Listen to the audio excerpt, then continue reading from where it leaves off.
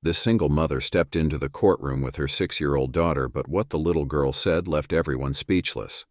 As Rachel stood before the stern Judge Benson, the tension in the room was almost unbearable.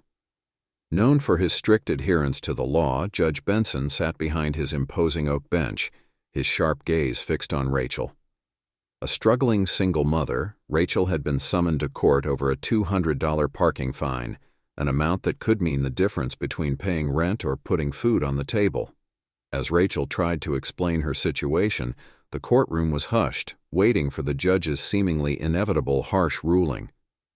But when her daughter, Malia, spoke up with an innocent yet unexpected comment, the room and the judge were completely taken by surprise. Before we get into the story, comment below where in the world you are watching from today, and if you like this story, don't forget to subscribe. The morning light peeked through the blinds of a small, cramped apartment as Rachel juggled her endless responsibilities.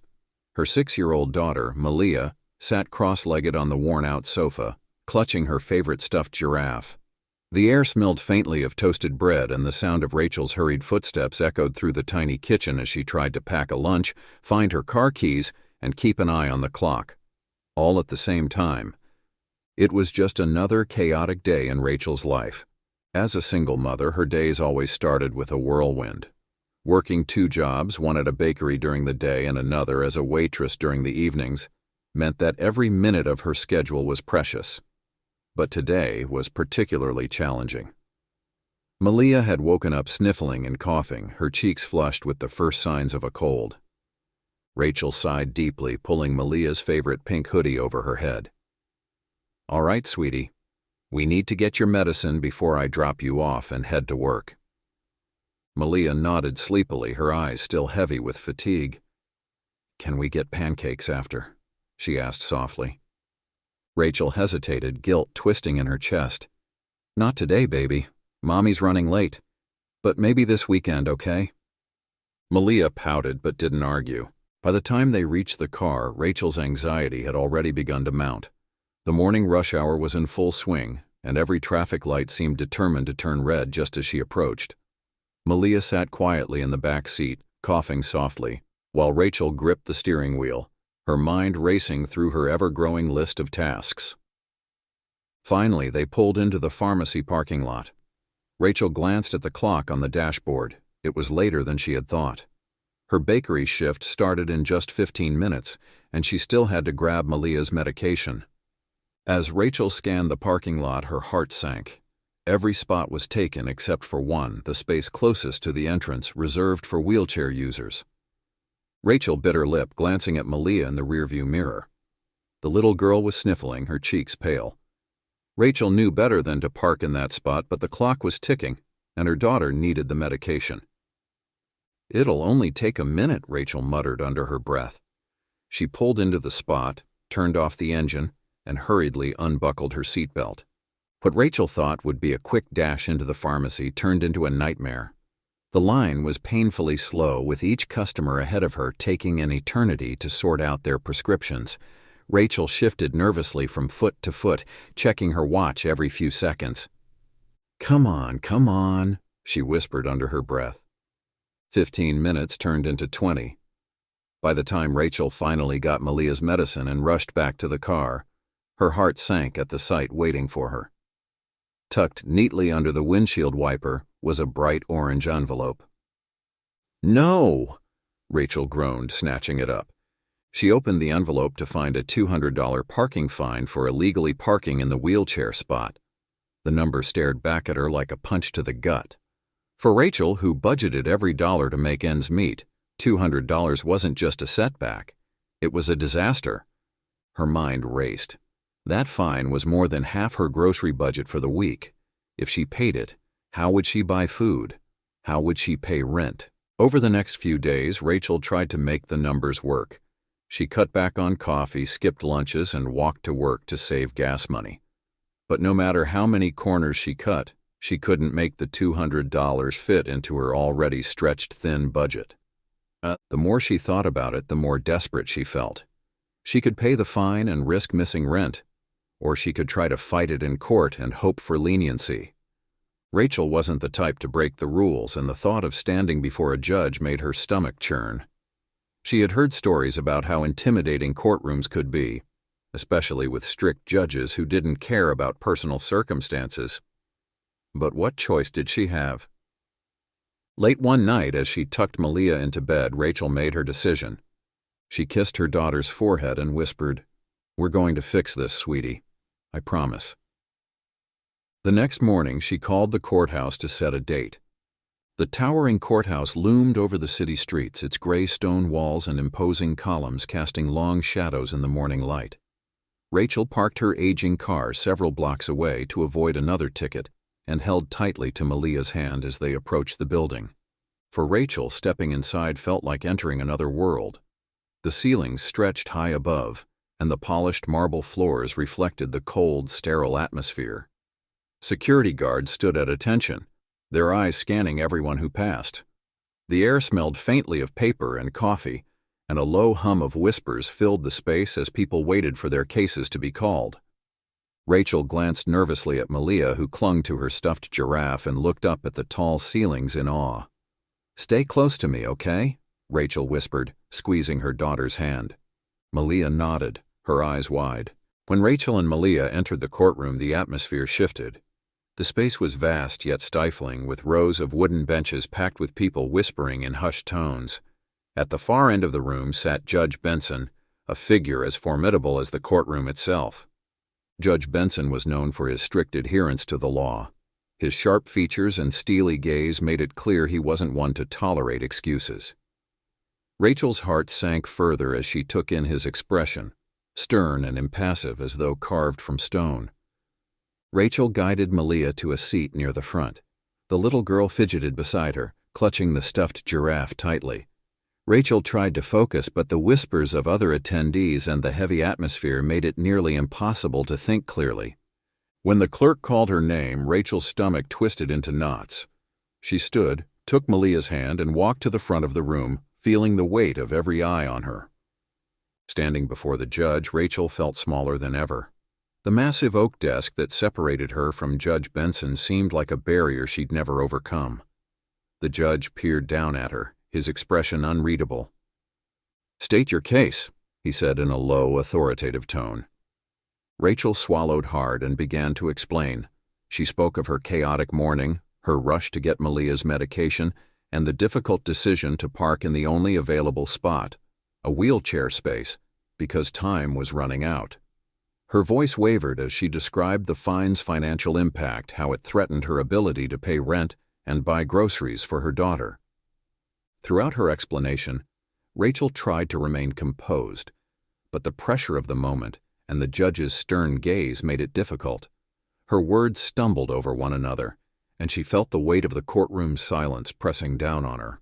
When Rachel finished, she glanced up at Judge Benson, searching for any hint of understanding. But his face remained stoic, his eyes cold and calculating as he leafed through her case file. The room was so silent Rachel could hear the faint rustle of the pages as he read. Rachel's chest tightened. The judge's reputation preceded him, strict, by the book, and unyielding.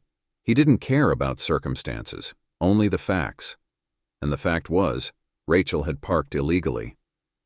"Mrs. Turner," the judge said, his voice sharp, "you admit to parking in a restricted space. Regardless of your reasons, the law is clear. Parking in a wheelchair-designated spot without proper authorization is a violation." Rachel's heart sank further. She opened her mouth to speak, but Judge Benson raised a hand, silencing her. "Your financial struggles, while unfortunate, do not excuse breaking the law," he continued. "This court does not make exceptions for—" Before he could finish, a small, high-pitched voice broke the silence. "Excuse me, sir," said Malia, her voice clear and innocent.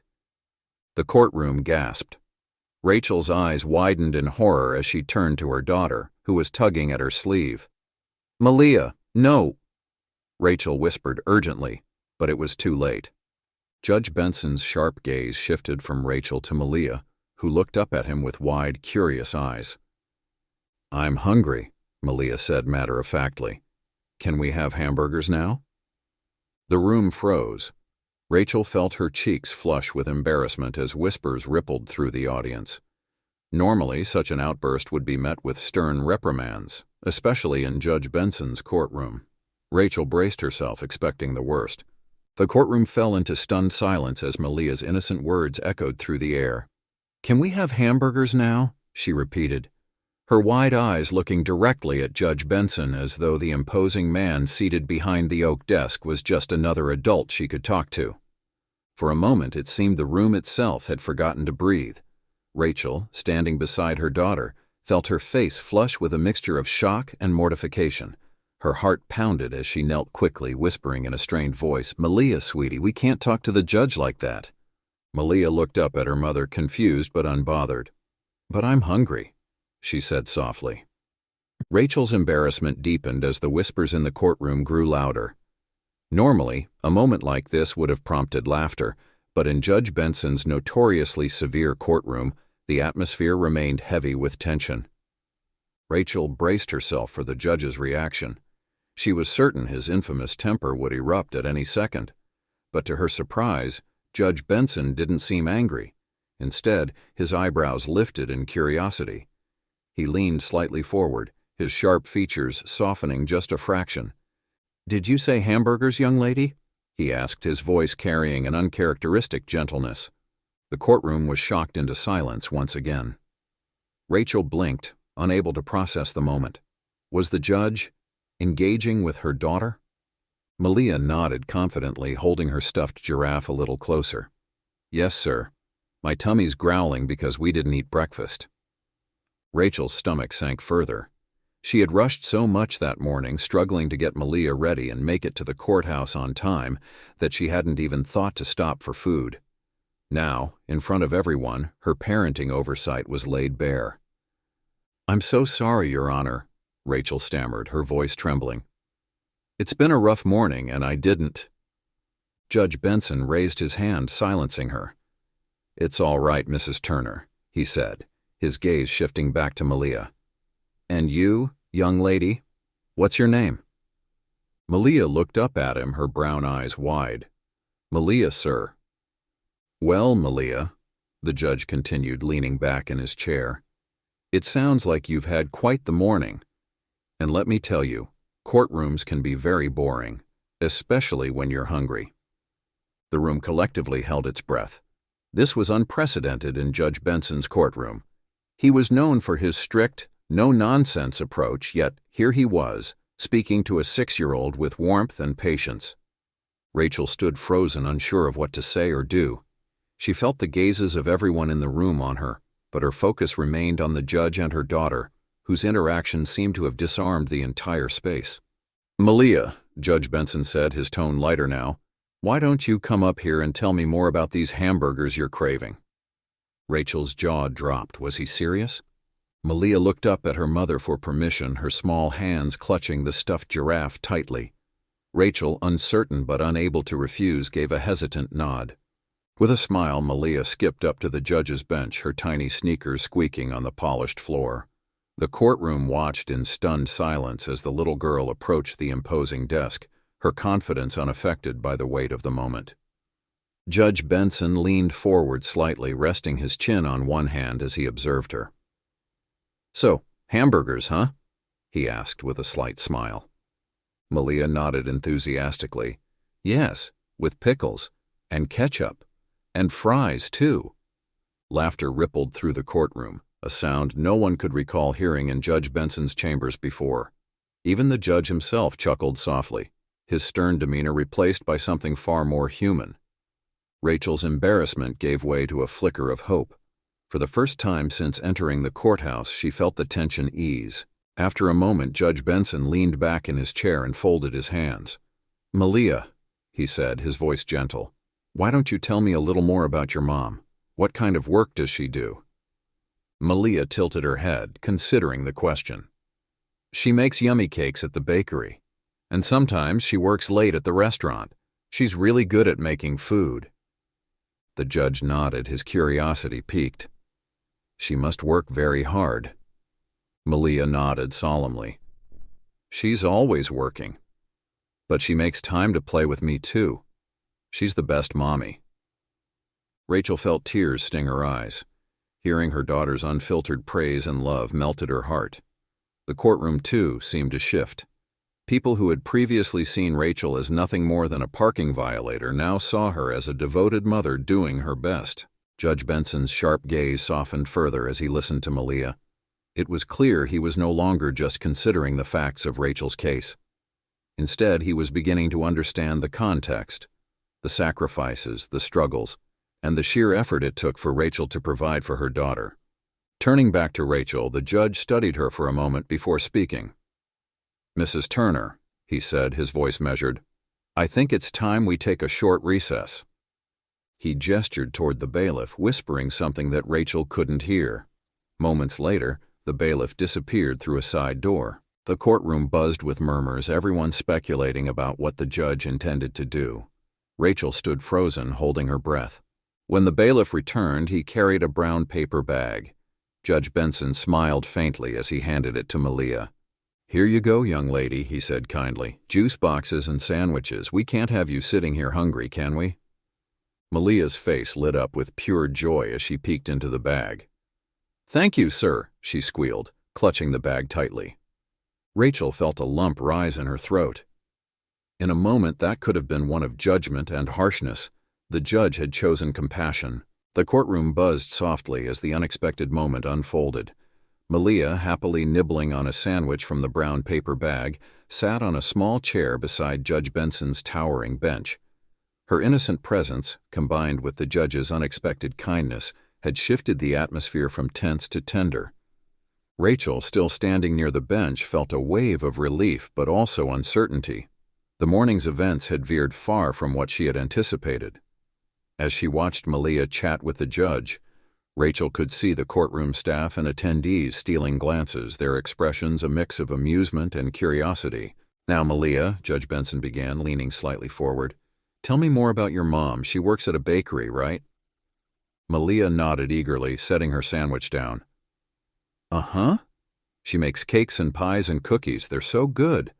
Sometimes she brings me a cupcake when she comes home." The judge smiled faintly. "She must be very busy."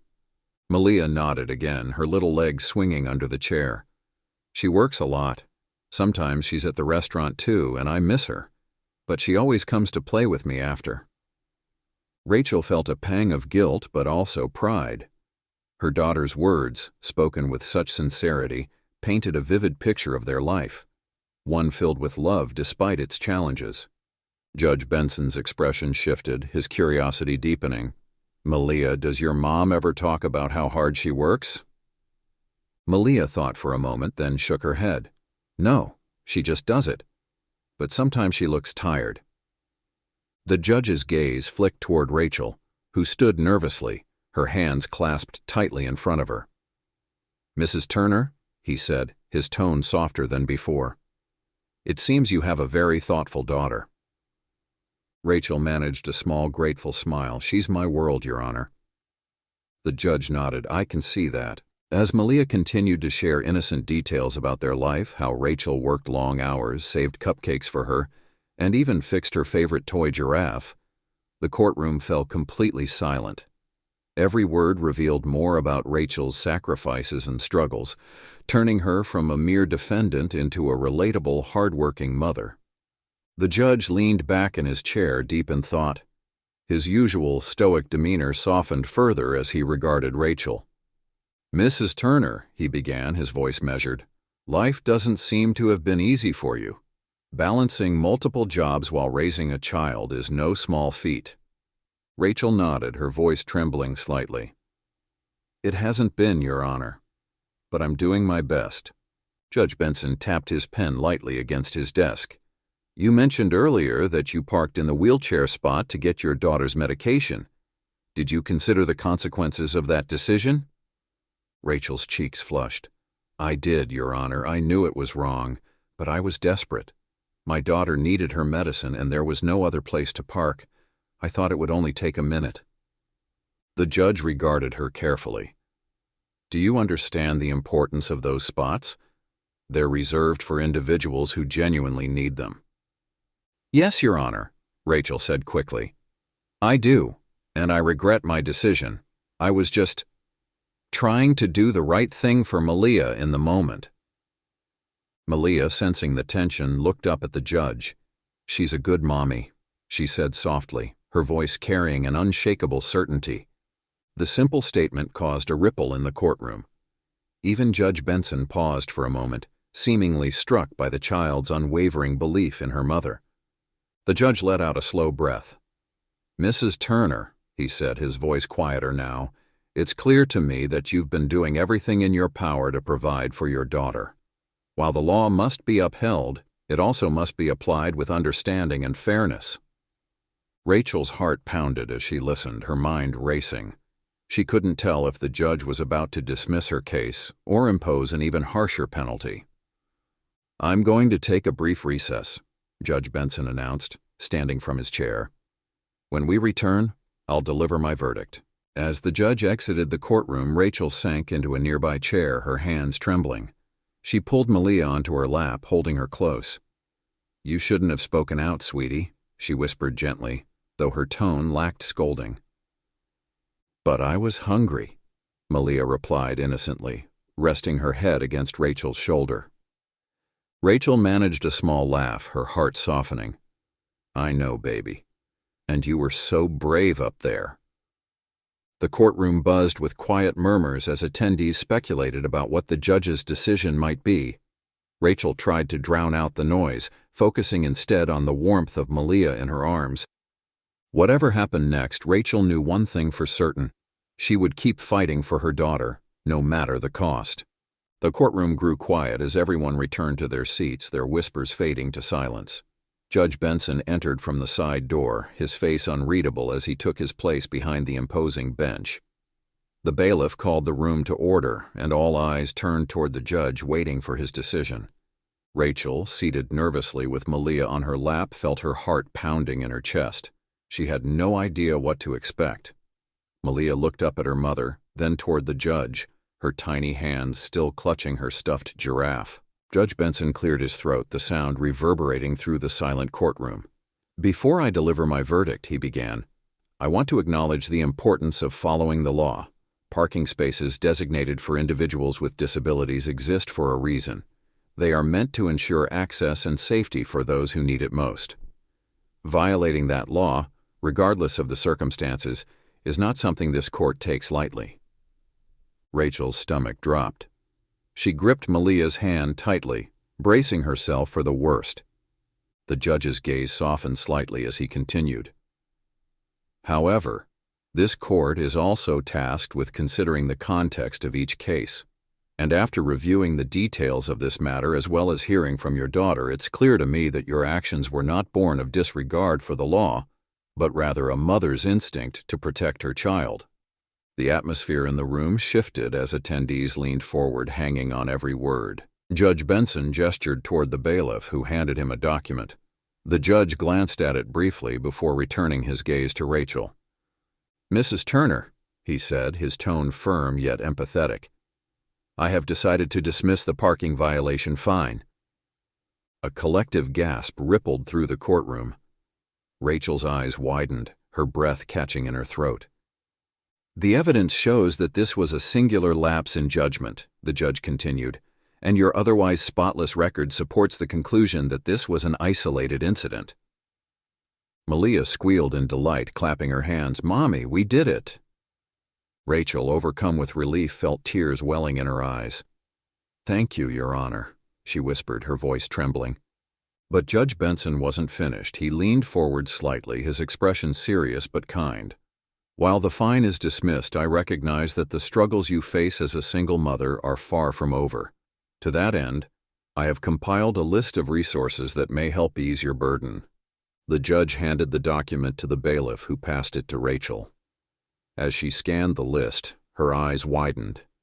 It included contact information for child care assistance programs, community support networks, and online career training courses.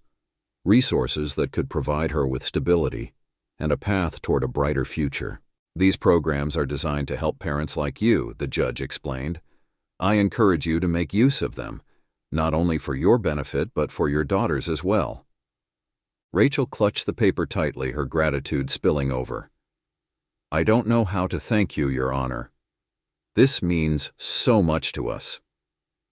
Judge Benson offered a small, rare smile. "There's no need for thanks. Justice is not just about enforcing the law. It's about understanding and compassion. And sometimes it's about offering a helping hand." Applause erupted in the courtroom, a sound rarely heard in such a formal space. Even the usually stoic bailiff allowed himself a faint smile. Rachel turned to Malia, who was beaming from ear to ear, her happiness contagious. The judge rapped his gavel lightly, signaling the end of the session. As people filed out of the room, many glanced at Rachel and Malia with warm smiles and words of encouragement. Outside the courthouse, Rachel knelt to Malia's level, pulling her into a tight embrace. "We did it, sweetie," she said, tears streaming down her face. "We really did it." Malia hugged her back, her voice cheerful. "I told you, Mommy, you're the best." Rachel laughed through her tears, her heart lighter than it had been in weeks. For the first time in a long while, she felt hope, not just for herself, but for her daughter's future. The sun shone brightly as Rachel and Malia stepped out of the courthouse, their spirits lighter than they had been in months. The world outside felt different now, brighter, more hopeful. The weight of the $200 fine had been lifted, but it wasn't just the dismissal of the ticket that filled Rachel's heart with gratitude. It was the kindness and understanding that had been shown to her and her daughter by Judge Benson, a man whose reputation for strictness had given way to an unexpected humanity. That afternoon, as Rachel returned home, she sat down at her small kitchen table and spread out the resources the judge had provided. The paper listed child care assistance programs, job training opportunities, and even a free online degree program. Each item on the list felt like a stepping stone, a chance to build a better life for herself and Malia. Rachel picked up her phone, dialing the first number on the list. "Hello," she said, her voice steady but filled with cautious optimism. "I'd like to know more about the career training programs you offer." Over the following weeks, Rachel took action. She enrolled in an online degree program focused on hospitality management, a field that aligned with her experience in the bakery and restaurant industry. She also applied for childcare assistance, which allowed her to work more consistent hours while knowing Malia was safe and cared for. For the first time in years, Rachel felt like she wasn't just surviving, she was starting to thrive. Malia, too, felt the changes in their lives. With Rachel's more stable schedule, the two had more time to spend together. They filled their evenings with bedtime stories, baking cookies in their tiny kitchen, and playing with Malia's ever-growing collection of stuffed animals. One evening, as they sat on the couch watching a movie, Malia turned to her mother with a serious expression. "Mommy, do you think the judge eats hamburgers?" Rachel laughed, the sound light and genuine. "I'm sure he does, sweetie. Everyone loves hamburgers." Malia grinned. "Maybe we should send him some to say thank you." Rachel smiled, pulling her daughter close. "I think the best way we can thank him is by making the most of the chances he gave us." Meanwhile, in his office, Judge Benson sat alone, reviewing the day's cases. He paused as he came across Rachel's file, his mind replaying the events of that morning. For years, he had prided himself on upholding the law with precision and fairness. But Rachel and Malia's story had stirred something in him, a reminder that justice wasn't always black and white. It was about context, understanding, and recognizing the humanity in every case. He leaned back in his chair, a faint smile playing at his lips. Perhaps the law, when tempered with empathy, could be a tool for healing rather than just punishment. News of the courtroom's unusual events spread quickly. Social media and local news outlets picked up the story, framing it as a tale of unexpected kindness and compassion. "Judge known for strictness shows rare leniency toward single mother," one headline read. "Child's innocent plea moves courtroom to tears," said another. The story resonated with many, sparking conversations about the importance of empathy in legal systems and the challenges faced by single parents. Rachel's phone buzzed constantly with messages from friends and acquaintances who had seen the news. Strangers even reached out, offering words of encouragement and support. The months rolled on, each one bringing new milestones and quiet victories for Rachel and Malia. The ripple effects of their courtroom encounter with Judge Benson extended far beyond the walls of the courthouse, touching not only their lives but also those of countless others who heard their story. Rachel's decision to enroll in the online degree program had paid off.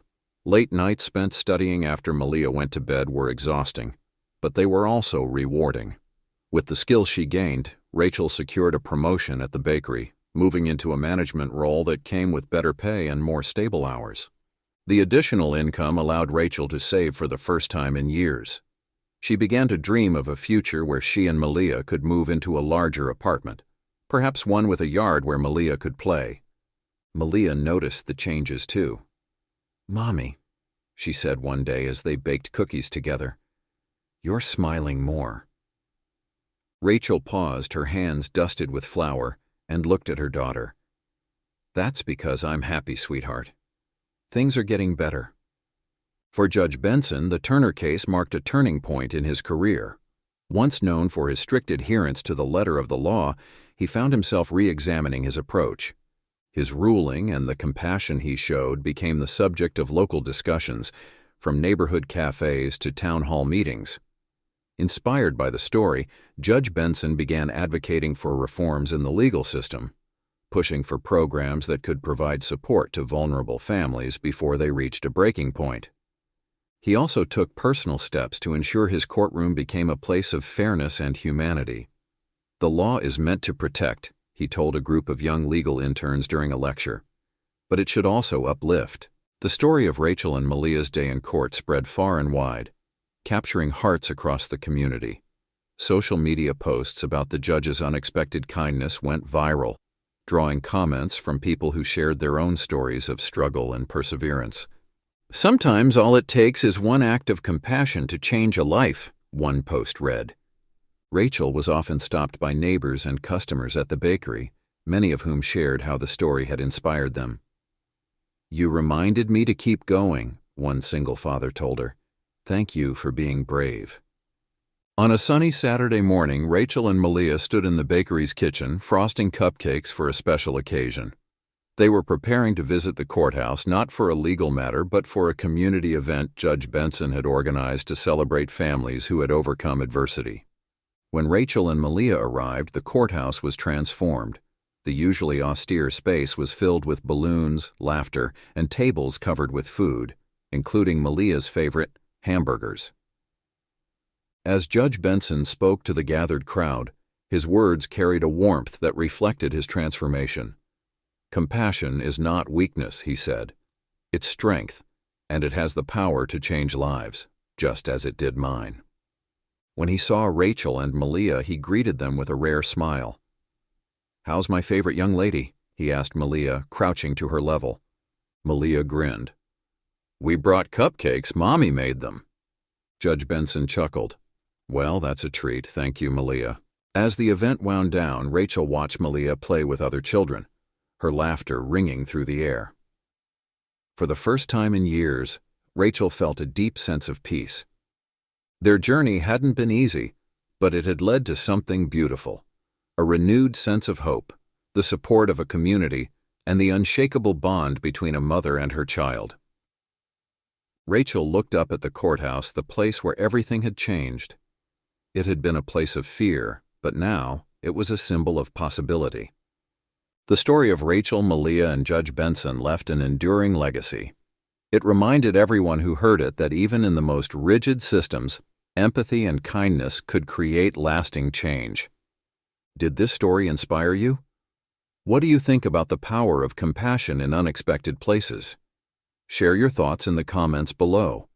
And don't forget to subscribe for more stories of hope, resilience, and kindness. Together, we can make the world a brighter place.